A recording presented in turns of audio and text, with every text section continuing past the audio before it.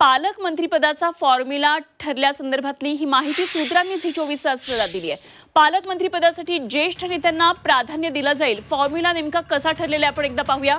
पालकमंत्रीपदासाठी ज्येष्ठत्वाला प्राधान्य असेल आणि त्यामुळे पालकमंत्री म्हणून पूर्वीचे जिल्हेच कायम ठेवावेत असा आग्रह ज्येष्ठ मंत्र्यांनी धरलेला होता, तो सुद्धा मान्य झालेला आहे। तर काही ठिकाणी ज्येष्ठत्व आणि काही ठिकाणी गेल्या सरकारमधल्या पालकमंत्रीपदाचा अनुभव याचा विचार केला जातोय अशी माहिती सूत्रांनी दिली आहे। मात्र बीडच्या पालकमंत्रीपदाचा निर्णय अजूनही झाला नसल्याचं सांगण्यात येत आहे।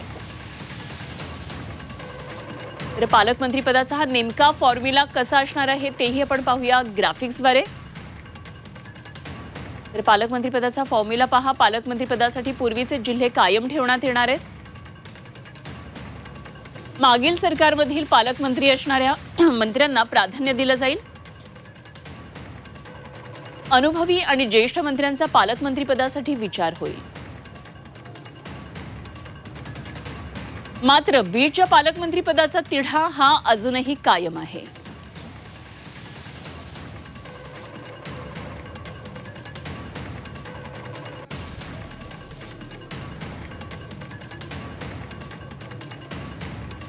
तर पालकमंत्रीपदाचा हा फॉर्म्युला आता ठरलाय, सूत्रांकडून ही माहिती कळते आणि या संदर्भात आणखी सविस्तर चर्चा करूया।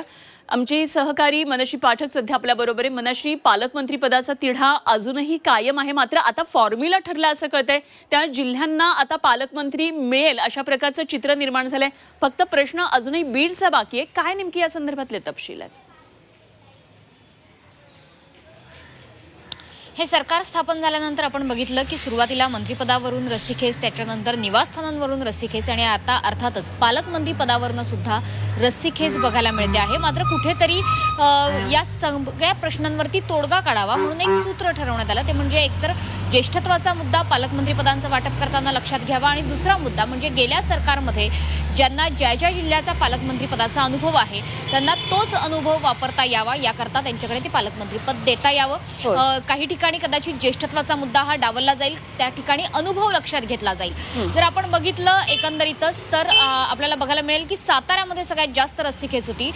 या ठिकाणी शंभूराज देसाई असतील, शिवेंद्रराजे भोसले असतील, जयकुमार गोरे असतील, हे तिघे सुद्धा या पालकमंत्री पदाच्या शर्यतीत होते, अजूनही आहेत, मात्र नाव घोषित होणं कदाचित अद्यापही बाकी आहे। रायगडमध्ये बघितलं तर आदिती तटकरे यांचं नाव पालकमंत्री पदासाठी आघाडीवर आहे, मात्र त्या ठिकाणी भरत गोगावले हे सुद्धा आग्रही होते, मात्र अनुभव लक्षात घेता आदिती तटकरे यांनाच पुन्हा एकदा हे पालकमंत्री पद जाण्याची शक्यता आहे। जर खाली जळगावमध्ये आपण बघितलं तर गुलाबराव पाटील आणि गिरीश महाजन यांची नावं चर्चेत होती, कदाचित गुलाबराव पाटलांना या ठिकाणचं पालकमंत्री पद जाईल। नाशिकमध्ये सुद्धा गिरीश महाजन यांच्या नावाची चर्चा होती, त्यांना सिंहस्थ कुंभमेळ्याचा त्यांचा अनुभव बघता आणि येणारा धार्मिक पर्व बघता, सिंहस्थ कुंभमेळ्याचं पर्व बघता त्यांना हे पालकमंत्री पद दिलं जाईल अशा पद्धतीची चर्चा या ठिकाणी होत होती। मात्र दादा भुसे यांचं सुद्धा नाव आघाडीवर आहे, कदाचित दादा भुसेंना नाशिकचं पालकमंत्री पद जाण्याची शक्यता आहे। छत्रपती संभाजी नगरमध्ये संजय शिरसाट यांचं नाव चर्चेत आहे। कोल्हापूरमध्ये जर आपण बघितलं तर हसन मुश्रीफ, प्रकाश आंबेडकर हे दोघेही नावं चर्चेत होती, मात्र प्रकाश आंबेडकरांना सांगली किंवा इतर भाग देऊन आपण बघितलं तर हसन मुश्रीफ यांना कोल्हापूरचं पालकमंत्री पद देण्याची शक्यता आहे। मात्र या सगळ्या जिल्ह्यांमध्ये एकमेव जिल्हा असा आहे की ज्याची चर्चा सर्वाधिक आहे, सर्वात जोरात आहे, तो म्हणजे अर्थातच बीडमध्ये पालकमंत्री कोण असा प्रश्न अद्यापही सुटलेला नाही। त्यासाठी मुख्यमंत्र्यांनी सुद्धा पालकमंत्री पद घ्यावं सुरेश धस यांनी मागणी केली होती। बीडचा प्रश्न कसा सुटतो आपल्याला मनशी बघायचंय, कारण यामध्ये वेगळं राजकारण सुद्धा आहे। अर्थातच यावर आपली कायम लक्ष असणार आहे। मनशी, धन्यवाद दिलेल्या या सगळ्या सविस्तर माहितीसाठी।